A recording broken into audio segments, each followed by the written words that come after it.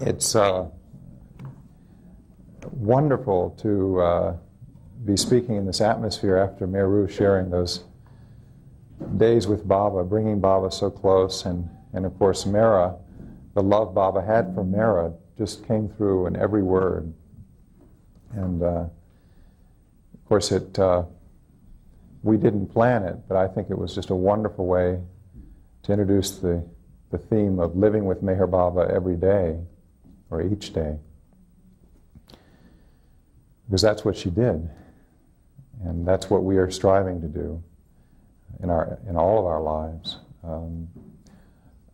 I think like all of you, like every one of us, I've always wanted to live with Baba every day, each day.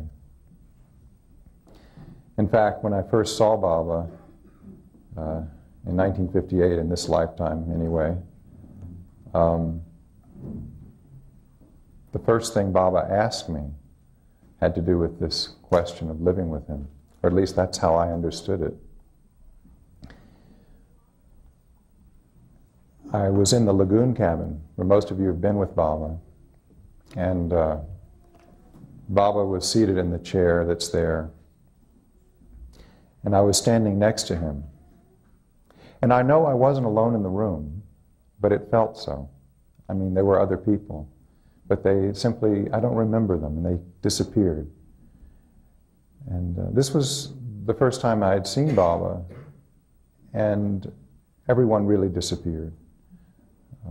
My mother disappeared, my brother, Erich, all these people must have been there, Elizabeth, but I could only see Baba, and he was looking at me, and he was wearing his pink jacket, and he was smiling, and Baba, we were on eye level, because I was little, and he was seated, so we were on eye level.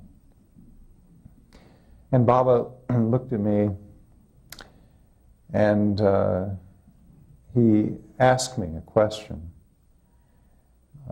Really, the only question he asked me that whole time in 1958. And I know now that he didn't speak orally. I know that because he was silent.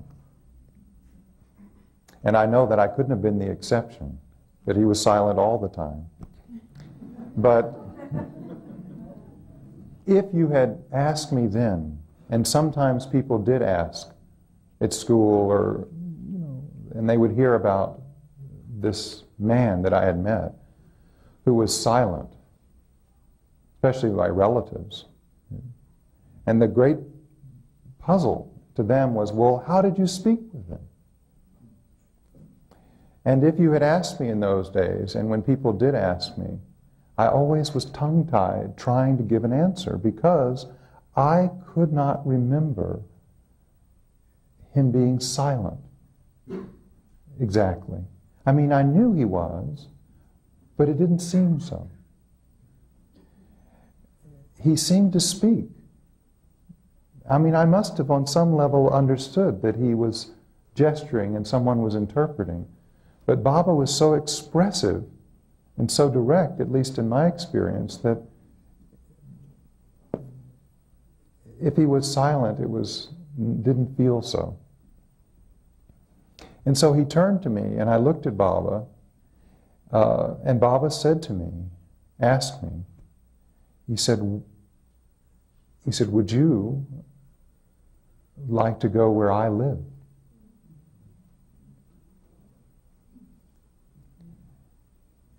And I didn't know much about Baba, because we weren't told very much before meeting Baba.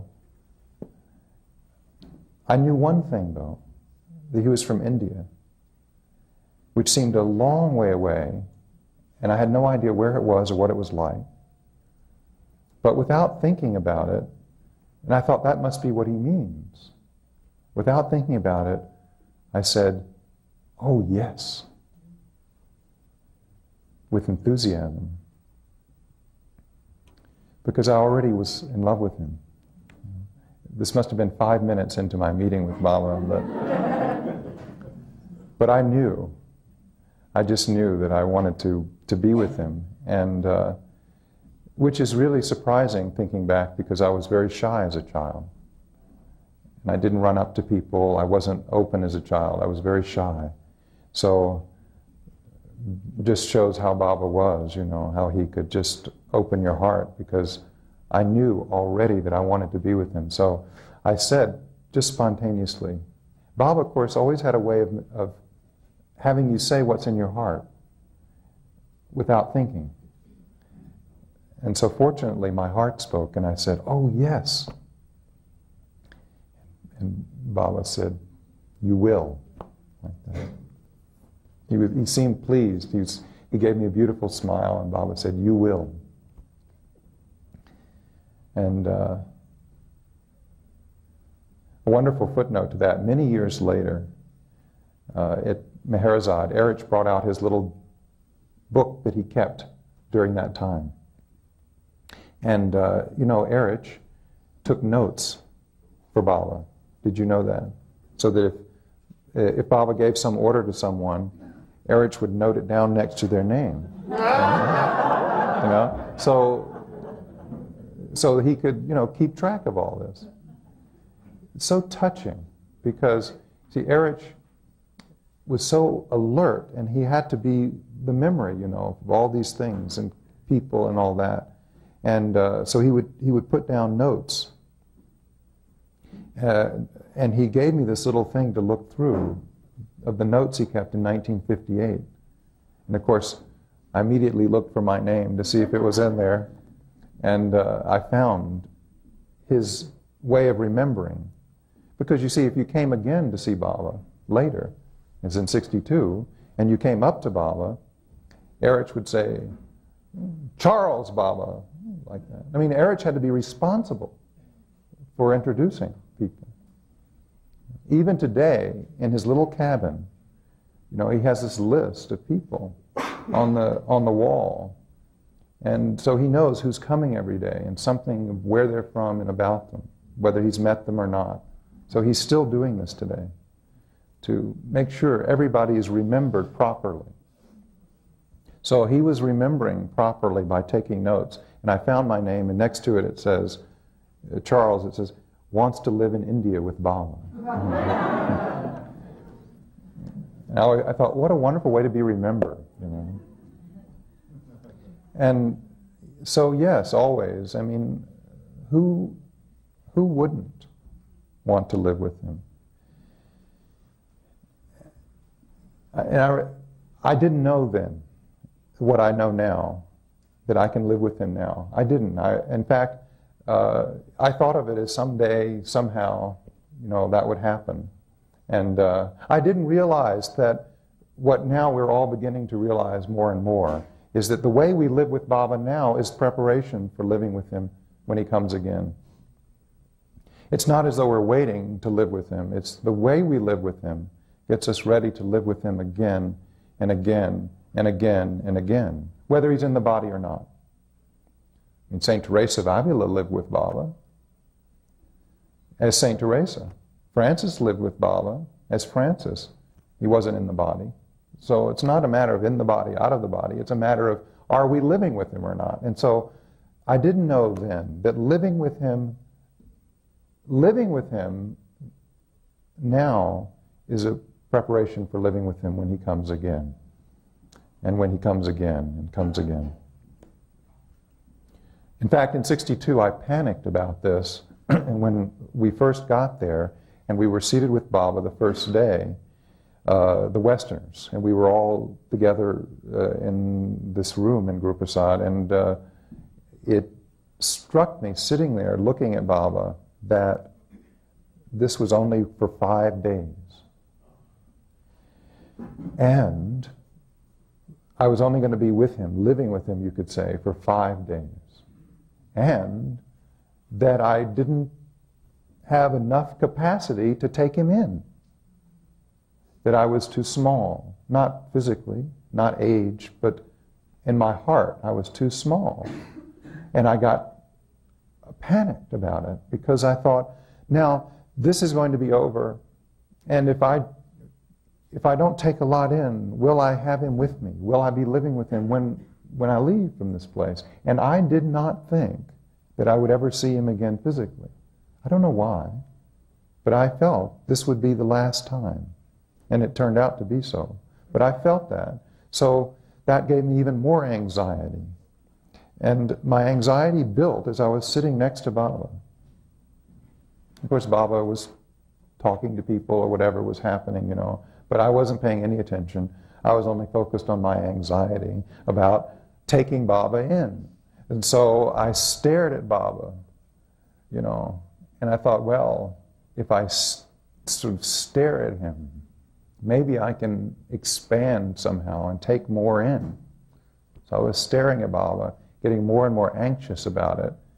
And of course, not enjoying being there at all at this point, just anxious, which so many times in our lives with Baba we do. We get anxious, or we're taking enough in and we really loving Baba and all that. And Baba, as soon as that got to a peak in me, Baba turns and he looks over at me and he reaches down and he grabs my chin like this. Firm. He grabs my chin like this. And he goes like that.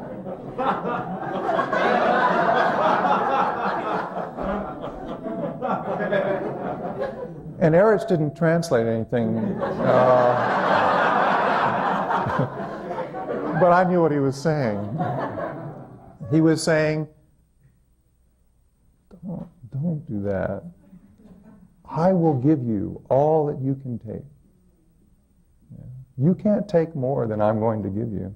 So relax, be here with me, enjoy it. Why should you worry about it like that? And so after that, I was shaken out of my stupor, and from that time on, I enjoyed being with him. And I didn't get worried that I wasn't taking enough in, that I didn't have a big enough heart, that, I was not, whatever it was, I wasn't loving Baba enough and all that. And that is the best news of all, probably, Baba has given us, is that there is nothing to worry about. And especially there is nothing to worry about when it comes to living with Meher Baba. When we will, how much we will, whether we're worthy, whether we're not worthy, whether we can feel this or not feel that, because Baba has already planned it all. And he will give us exactly what we need, when we need it, and it's all mapped out. Every lover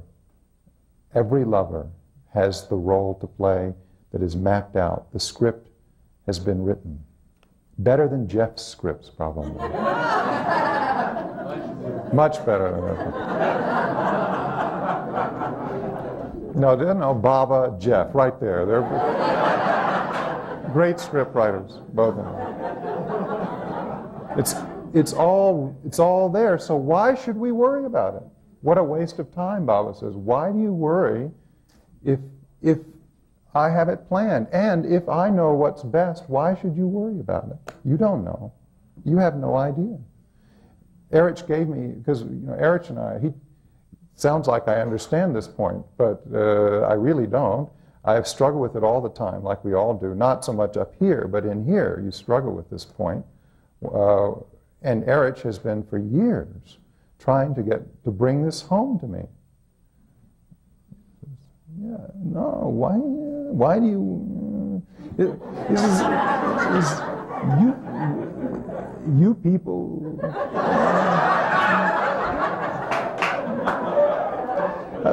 I said, but Erich, we have to do this and do that, and but I say, Erich, if I do what you say, if I say it's all what Baba has planned, then I might just sit here and do nothing. And he says, you won't do that.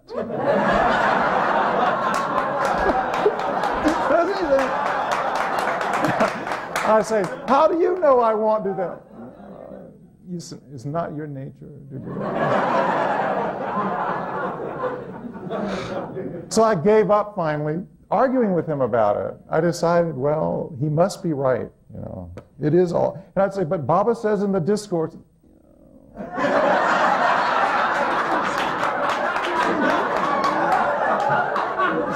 He says, really speaking, I don't know what's there. He says, you don't know what's in the discourse? No, I don't know. This is what Baba told us. I said, oh, I see. Okay. What did he tell you? It's all in his hands. All right.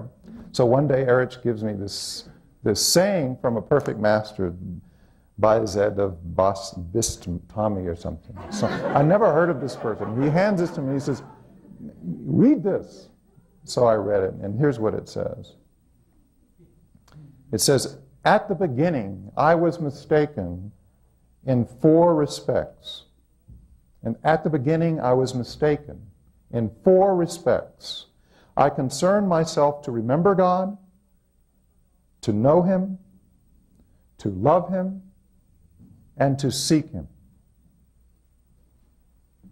And when I had come to the end, I saw that He had remembered me before I remembered Him, that His knowledge of me had preceded my knowledge of Him, His love towards me had existed before my love for Him, and He had sought me before I had sought Him.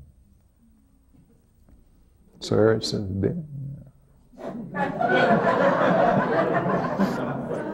I said, all right. Baba has this planned. Baba, when we feel that we want to live with Meher Baba, it is because he has it planned. And we're already living with him, and the plan is unfolding. We wouldn't be here asking the question.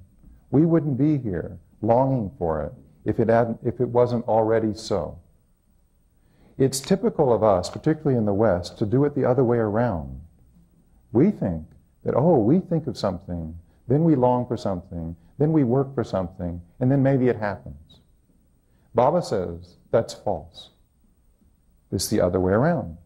He plans, he lays it out, God lays it out, then we begin to think of it, to feel it, as though we're thinking of it for the first time and planning it, but it isn't that way. That's the cart and the horse. Yeah. And Baba says to us that we have to reverse that. And that's the end of worry, to begin to reverse that. Worry is rooted in that, rooted in that we think we should do this and plan that and all that. And Baba says, no, that's not it. He has it planned, and then we feel prompted. We think, that's a good idea. Yeah. But it's the fact that we feel prompted, or the questions we ask, are already the ones that he has answered. So, if we feel, that's what Erich was trying to tell me, that I'm not going to just sit there and do nothing. I'm prompted to do things.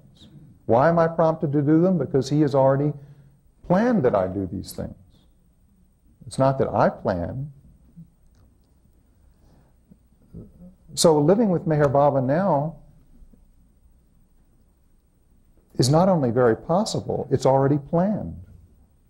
All the life that he did and that Meru described to us was in preparation so that we could live with him now.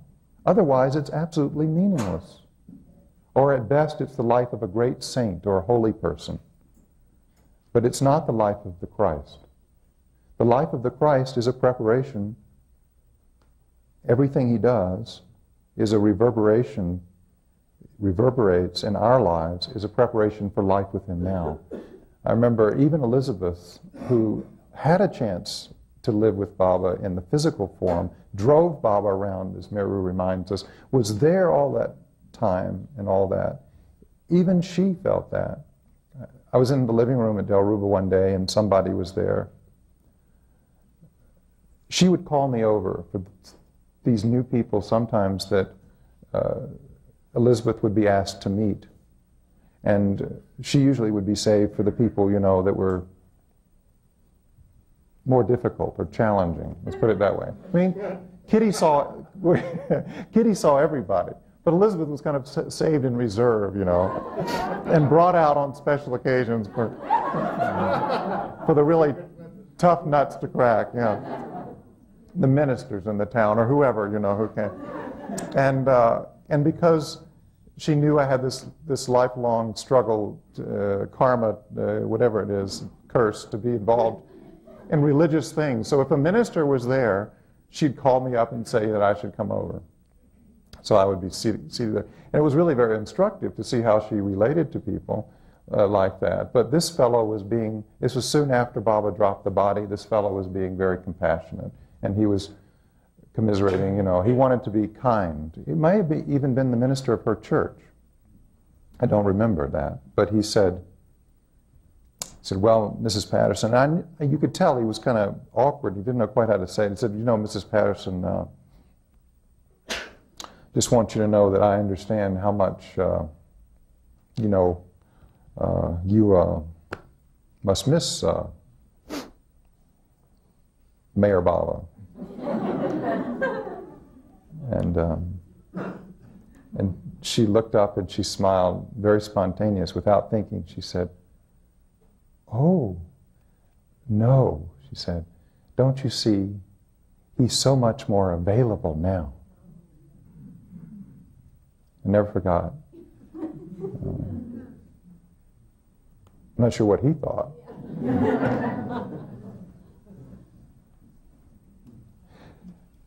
So the question really is, and it's a question Baba has already answered, but we are discovering the answer in our individual lives.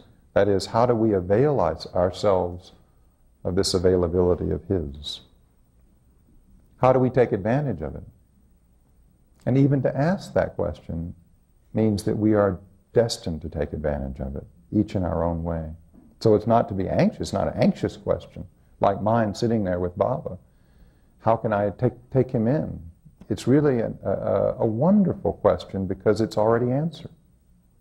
And it's the joy of our life that we even ask the question.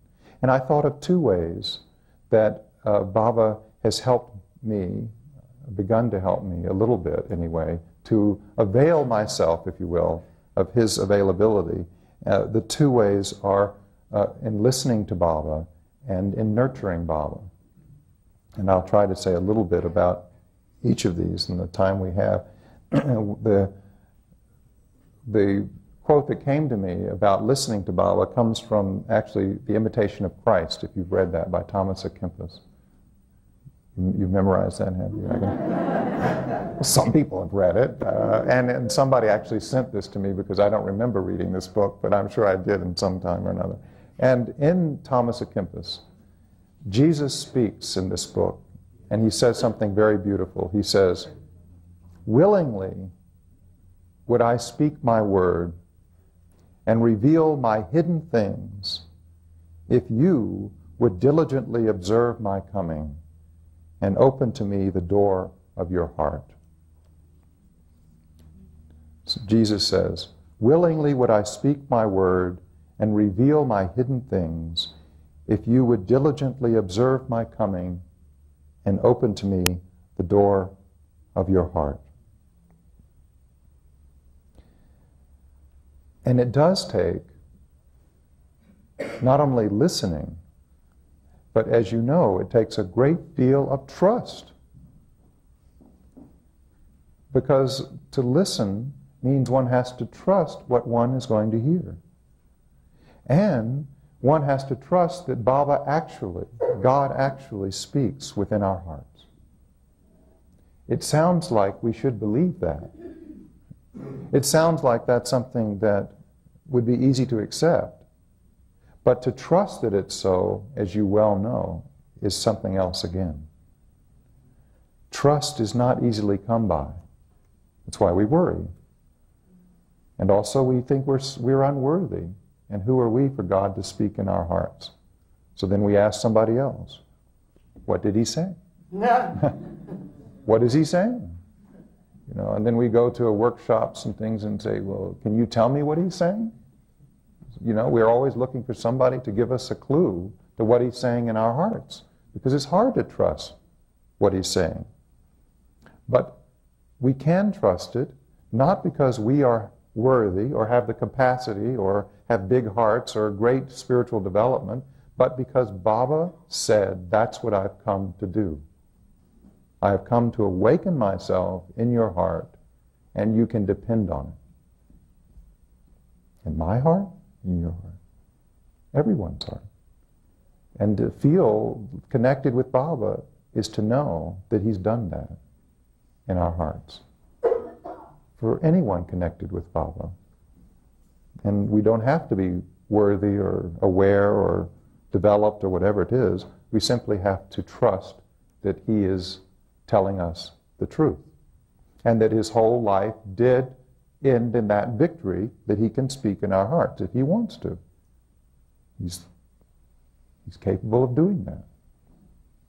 And even when he was in physical form, Baba was very careful, I think, to give us clear picture that the answer to everything is within each of us. I think Baba went to great pains to do that. I mean, after all, Baba could have just told us what's in us. Right? I mean, if he knows everything, it was much more difficult for Baba to withhold what he knew and to have us find it out ourselves. Sometimes people now with Meher Baba think, well, gee, in the good old days, one could just simply ask Baba. And that's true to a certain extent. But really speaking, it was also Baba always evoking from deep within the answer. And he made clear this many, many, many times, over and over again, hundreds and hundreds of stories. One comes to mind in 62. It comes to mind because it was a painful moment in my mother's life at that time when we went to India, because she, after wanting this job in the theater, had gotten a job. It doesn't matter the details. She'd gotten this job. And those of you who are in the arts know it's not easy to be an artist. And you get a job and it's very exciting. And just before we were left to go to India, as I remember it, a cable came, we've given it to someone else. She was devastated. But we were on our way to Baba. So we went and we were seated with Baba. And Baba, as was his way, very natural. Baba would ask people different things, and Baba would make everyone feel at home, and family and all that. I mean, just that alone should give Baba away, that quality, I mean, again, no one sat there and thought, let's see, if he's the avatar, why is he asking me about, are my children well, or how old are they now, and all that? No one thought that. Isn't that remarkable? Why didn't we think that? Because he, in his unknowing, let us know that he knew our hearts. That's how he was. So one never stopped to think, well, why doesn't he know? You knew he knew, but you knew he knew in a way that was transcending all of these questions and answers. The questions and answers were our way of relating to him, and he to us. So he would say, how did you sleep? Well, pretty well. About who didn't sleep well? I remember he asked this one morning. He said, did everyone sleep well? Because everyone wanted to sleep well because we knew Baba wanted us to sleep well. And so, it took some courage to raise your hand. And this one fellow raised his hand that he didn't sleep well. You didn't sleep well? No, Baba, I didn't sleep well. I will give you 5 minutes with me, and alone with me, since you didn't sleep well.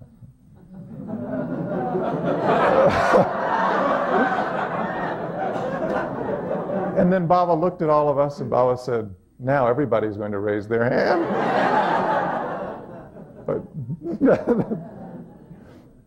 So we were all sitting there, and that was how it was. Baba was asking questions, and suddenly he turns to my mother, and he says, Jane, She was seated by his shoulder over here. He says, Jane, what work have you? And Baba has a way of stopping the mind, because she was paralyzed. She didn't know whether she had lost her job, and she didn't. So all of those thoughts about what work and what she's going to do just paralyzed her mind, so her heart spoke, which of course is where Baba speaks. Baba wasn't speaking sitting in that chair. Baba speaks in the heart. And she said spontaneously, your work, Baba.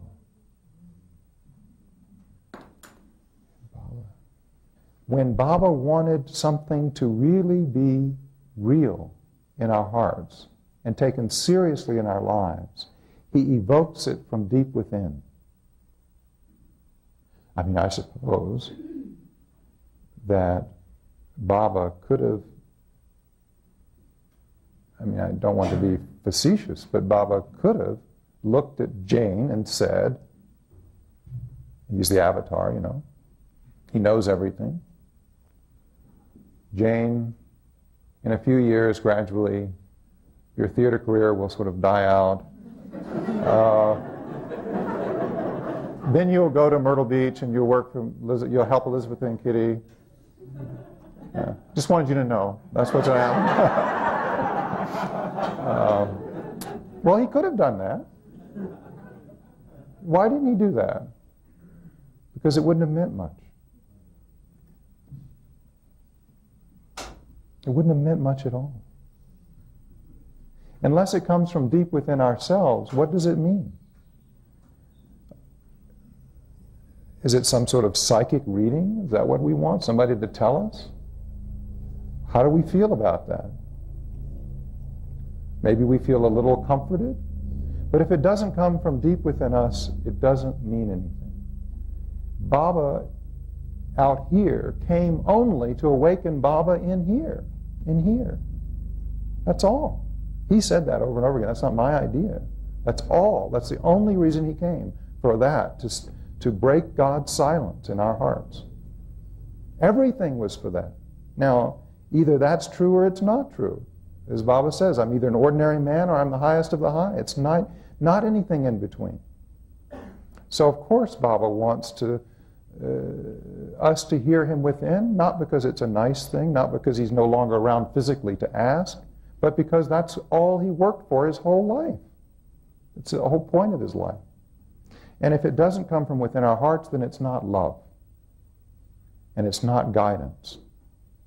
It's something, once again, imposed on people. Baba never, as Elizabeth used to say, Baba never put things in from out. He drew things from within, out. That was his way. That's why he appeared not to know, even though he knew. That's why he took on not knowing, so that he in us could speak. But he is the one who awakens us to hear when he speaks. We don't do that.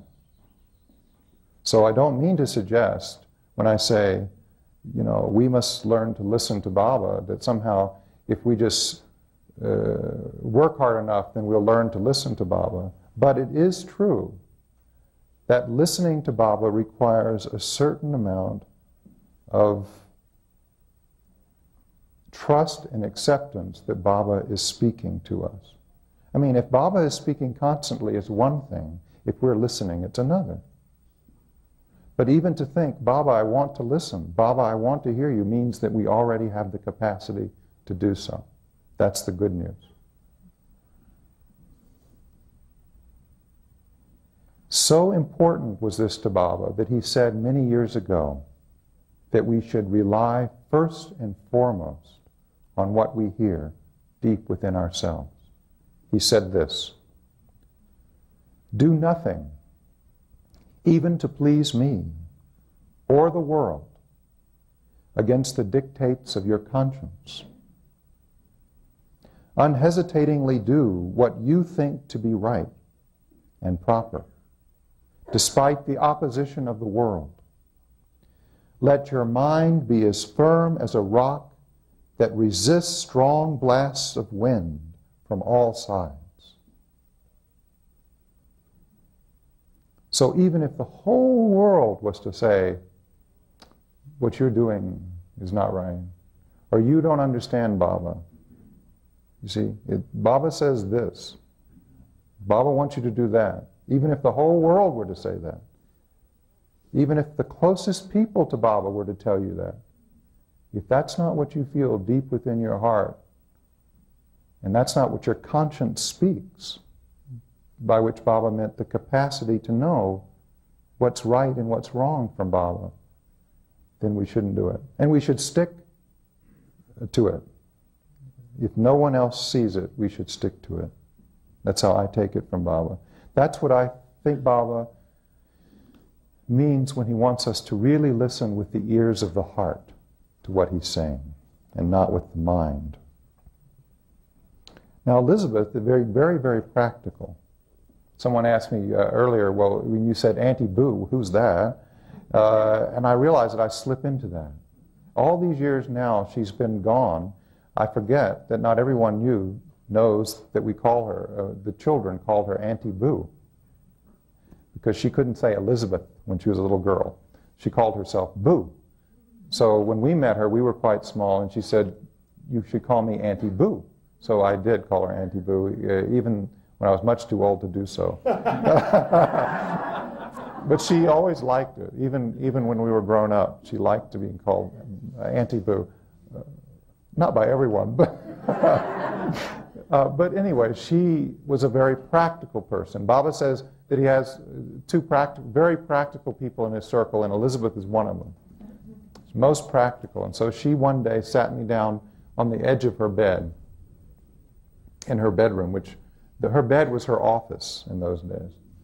She had the papers piled up on either side and things on her lap, and she put her feet up because her feet often were swollen. It was difficult for her.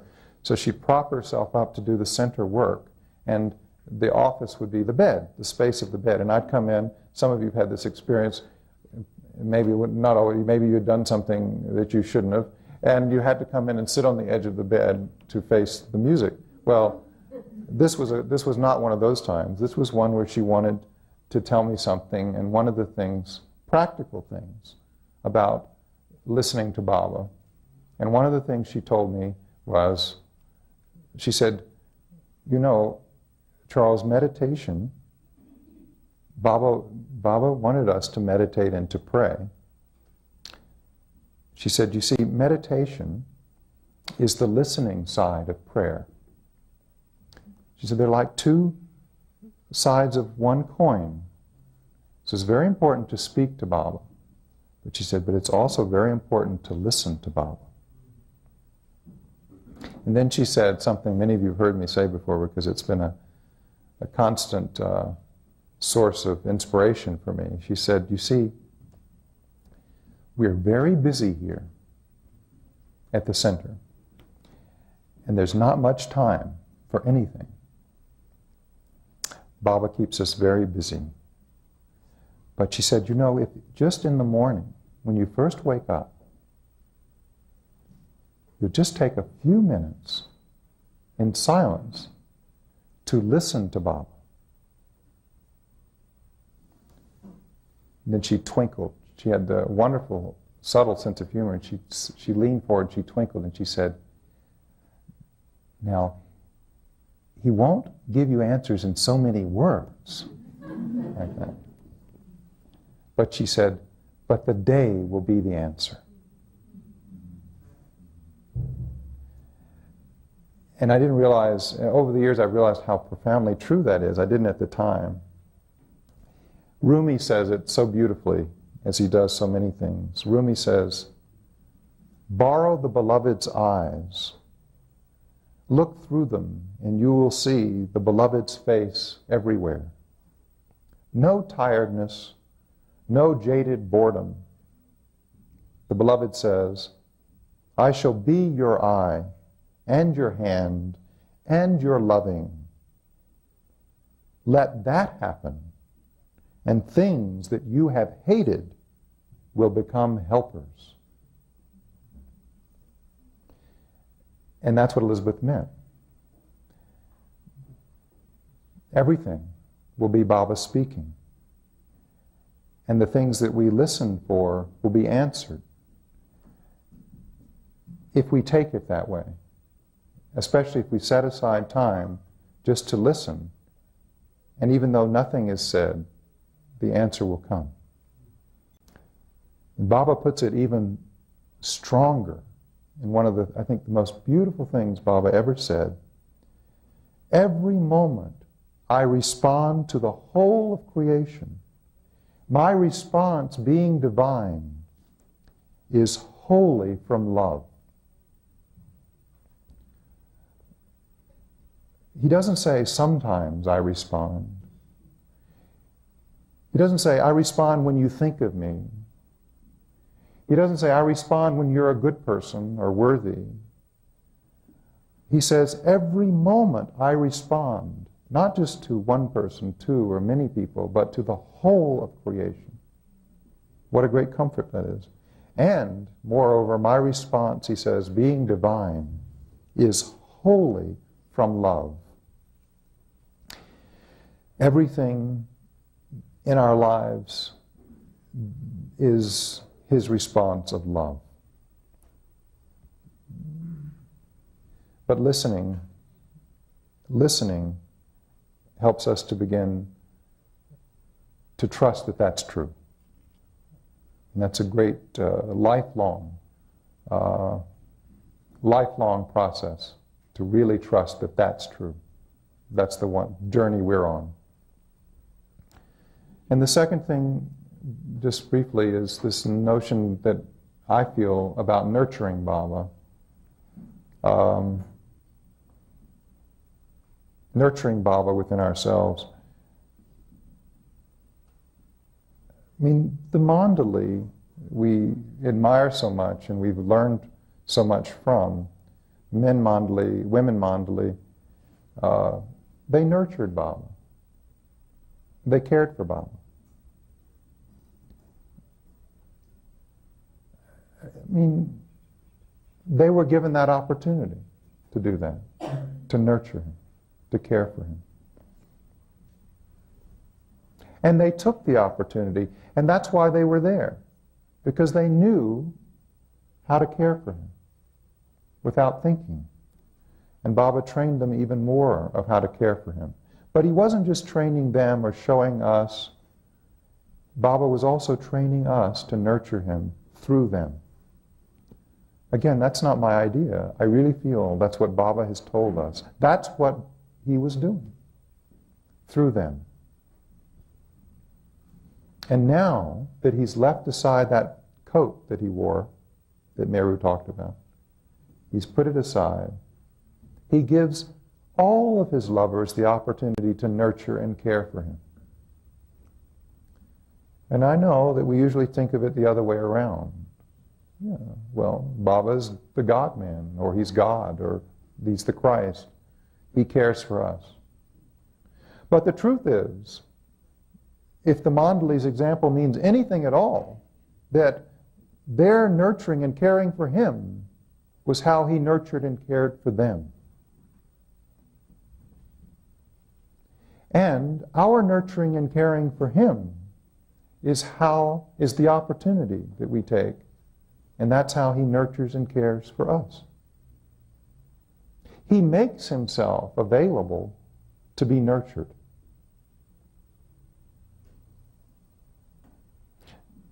Saint Teresa talked of this. Saint Teresa of Avila, one of Baba's favorite saints, talked of this as building a sweet nest in the soul for him to live in.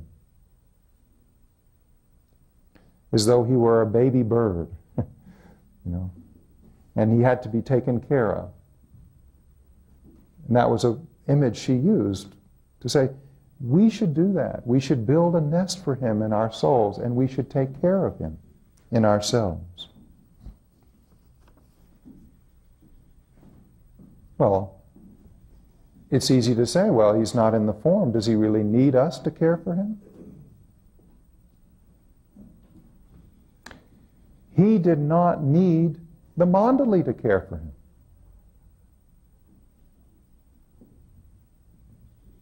Does he need us to do his work? As Baba says, I am perfectly capable of doing my work alone.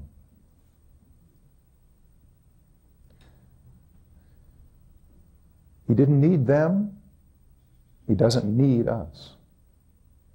But he gave them that opportunity, and now he gives it to us. Why should it be any different? That's how I feel about it. Why should it be any different? Does he now not need nurturing and caring? This is my fantasy of it. It's probably silly, but this is my fantasy of it. I picture it as me behaving like this. That if one day at Meherazad, in the morning, early morning, the women mandali woke up, Baba woke up, and maybe Meru, maybe Goher, or Katie, or Mani, maybe it was their duty to get breakfast for Baba that day. Woke up. This is my fantasy. And they woke up one morning and said, I'm tired this morning. I think I'll sleep in. You know, I get up so early every morning, and I'm going to sleep in this morning because he's God. He doesn't need breakfast. You know, why should I get up and get breakfast? You know, he'll be fine. He doesn't need that.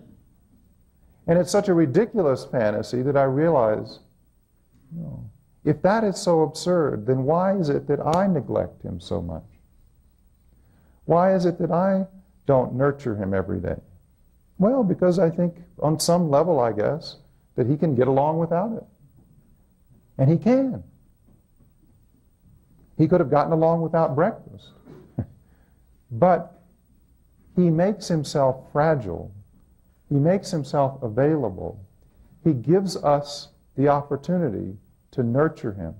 For his own sake, no. But because by nurturing him, we care for ourselves. And we forget about all the rest of us that isn't our self, our true self. Just like the mandali. I mean, what time did they have to think about what I want for breakfast? What am I going to do today? What am I going to... No, everything, and particularly Mera, who is the ideal of this, everything. What does Baba want? How can I take care of Baba? Even when he was not there, the thought was, how can I do this or do that for Baba? Make him more comfortable. Think of his needs.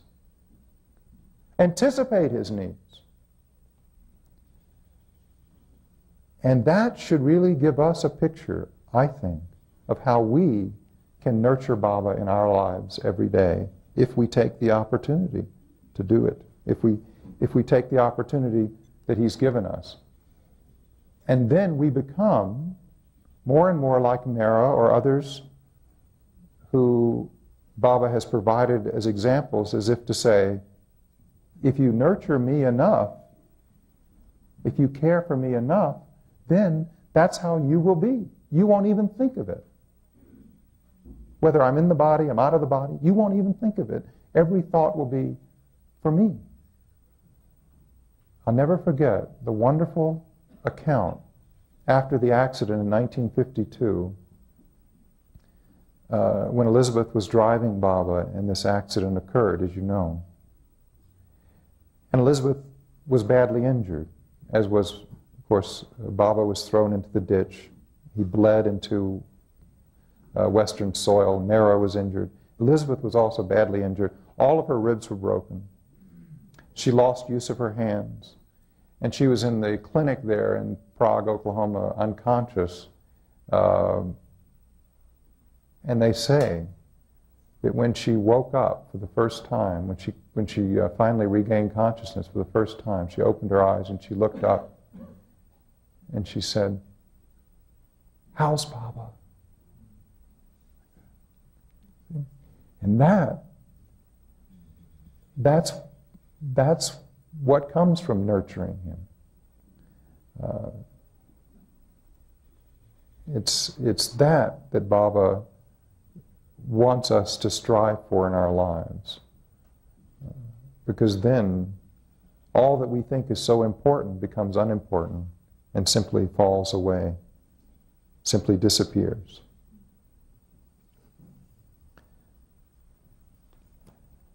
Saint Teresa of Avila says something so beautiful about this that I must share it with you.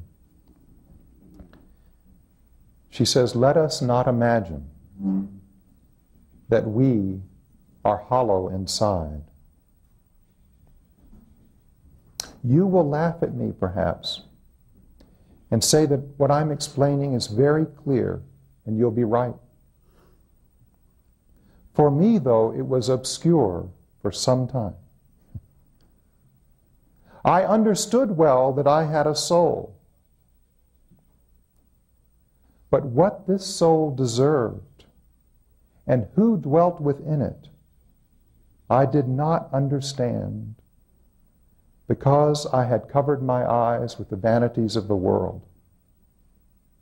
For in my opinion, if I had understood as I do now, that in this little palace of my soul dwelt so great a king, I would not have left him alone so often."